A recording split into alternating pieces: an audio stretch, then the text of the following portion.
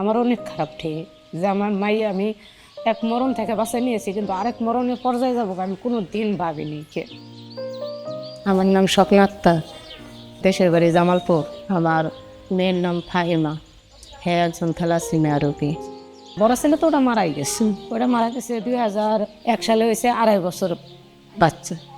2.5 বছর বাচ্চার পরে হয়ে মারা গেছে। একটা থ্যালাসেমিয়া আক্রান্ত আছে, কিন্তু আমরা তখন বুঝি নাই। আবার ফাহিমারে নিয়েও অনেক দৌড়ে করছি। আমার কিছুদিন আগে হঠাৎ করে ডেঙ্গু জ্বর আইলো, বিকেল টাইমে হসপিটালে নিয়ে গেছে, শিশু হাসপাতালে নিয়ে গেছে। এক রাত একদিন রাখছে, ফিরে রাত্রে আমার ফেরত দিয়ে দিচ্ছে। লাঞ্চের ভিতরে পানি ঢুকে গেছে, সারা পেট উঠতে পানি হয়ে গেছে। ফাহিমার কোনো বাঁচার সম্ভব হয় নাই, যে আমি শুধু পাগলের মতন করছি। আমি আমার ফাহিমা যে অসুস্থ, আমি কোনো দিন এর অবহেলা করিনি। আমরা নিজে গরম মধ্যে ডাল ভাত খাই, কিন্তু ওর কোনো আবদার মেটানি বাদ দিই না। 10টা দিন যে হসপিটাল আছে, 10টা দিন আমরা কোনো খাওয়া দাওয়া ছিল না, কেউ কিচ্ছু করিনি। কি আমরা অনেক কষ্ট ঠেকছে করে এই বাচ্চা নিয়ে। আল্লাহ আমার মুখের মিশাইছে, আমার মাইয়া আমার কাছে আল্লাহ ফেরত দিয়ে দিছে।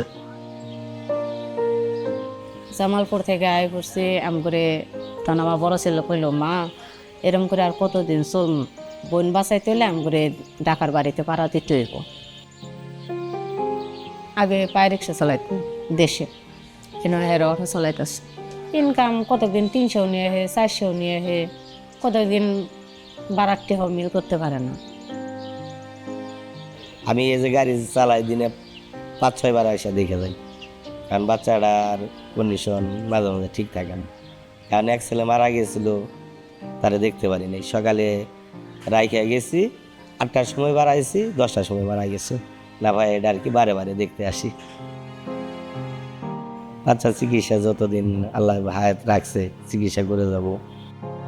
থ্যালাসেমিয়া রোগীর চিকিৎসার্থে জাকাত দান করে এমন দরিদ্র অভিভাবকদের পাশে দাঁড়ান যাদের সামর্থ্য কম, কিন্তু সন্তানের প্রতি ভালোবাসা নয়।